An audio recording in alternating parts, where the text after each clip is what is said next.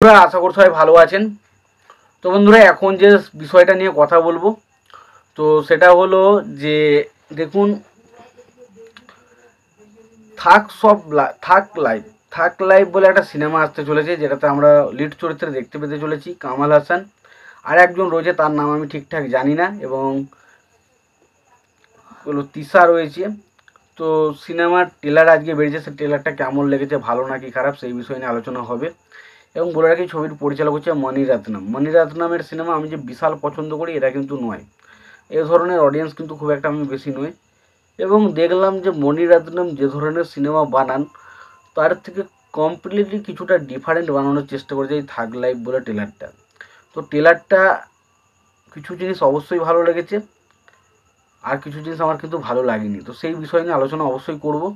তো তার আগে একটাই কথা বলবো আপনাদেরকে, যদি আপনারা চ্যানেলটায় নতুন হয়ে থাকেন অবশ্যই আপনারা চ্যানেলটা সাবস্ক্রাইব করে নেবেন, আর যদি আপনাদের ভিডিওটি ভালো লেগে থাকে অবশ্যই আপনারা লাইক কমেন্ট শেয়ার করে দেবেন। তো প্রথমত আমার যেটা সবচেয়ে ভালো লাগে সেটা হচ্ছে এআর রহমানের মিউজিক। এআর রহমান এই ছবিতে শুরু থেকে যে একটা ব্যাকগ্রাউন্ড মিউজিক ইউজ করে, এবং ধরুন কোনো জায়গায় থেমে যাচ্ছে, মানে চুপ স্তব্ধ, আবার হঠাৎ করে আওয়াজটা বেজে উঠছে, ওই জায়গাগুলো দারুণ বিজিএম দিচ্ছে। তো এআর রহমানের বিজিএম আমার কিন্তু বেশ ভালো লেগেছে থাক লাইভ ট্রেলারটাতে। দ্বিতীয় যেটা ভালো লেগেছে সেটা হচ্ছে ছবির লোকেশনগুলো, যে যে জায়গায় শ্যুটগুলো করা হয়েছে সেটা দেখতে বেশ লার্জার দ্যান লাইভ লাগছে, দেখতে দারুণ লাগছে, সেগুলো দেখতে দারুণ। এবং তৃতীয়ত হচ্ছে সিনেমার মধ্যে আমার যেটা মনে হলো যে সিনেমাটা প্রচণ্ড ইমোশনাল হতে চলেছে, ইমোশনাল টাচ থাকতে চলেছে, এবং এখানে একটা বাবা ছেলের সম্পর্কের গল্প বলতে চলেছি, যেটা আমার মনে হলো ভালো হতে পারে। এবার বিষয়টা যেটা বুঝছি, মানে আমি যদি টিজারটা দেখি, মানে ট্রেলারটা দেখে আমি যদি যেটুকু আলোচনা করি, তো এখানে দেখা যায় যে কমল হাসানের ক্যারেক্টারটা, সে হয়তো কোনো একটা বিপদে পড়েছিল এবং সেই বিপদ থেকে রক্ষা করেছিল এই বাচ্চা ছেলের ক্যারেক্টারটা। পরবর্তীতে কমল হাসান তাকে নিয়ে আসে এবং তাকে বড় করে তার ছেলের মতো করে, ছেলের থেকেও বেশি ভালোবাসে। এবং একটা টাইমের পর দুজনাই মানে একটা মানে কমল হাসান যে জায়গাটা রাজত্ব করতো সেই জায়গাগুলো, মানে সেখানেও তার ছেলেকেও সে বলে যে আমি মারা গেলে আমার ছেলে এখানে রাজত্ব করবে। এবং পরবর্তী সময় দেখা যায় যে কামাল হাসানের ক্যারেক্টারটা বুঝতে পারে যে তাকে কেউ অ্যাক্সিডেন্ট করে মারতে চেয়েছিল, এবং সেটা হয়তো তার ছেলে হতে পারে।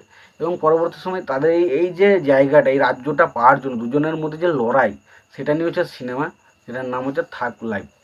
তো সত্যি কথা বলছি, ট্রেলারটার কিছু জিনিস অবশ্যই ভালো ছিল, তবে সব থেকে বড় আমার যেটা খারাপ লেগেছে সেটা হচ্ছে এখানে একই প্লট বা একই রকমের গল্প কিন্তু নিয়ে আসা হচ্ছে, যেখানে দেখুন আর কি আমরা এত বড় বড় গ্যাংস্টার জনরা সিনেমা দেখে ফেলেছি, তো আমাদের কাছে এই জিনিসটা খুব একটা বেশি ইমপ্রেস আমাদেরকে করতে পারে না।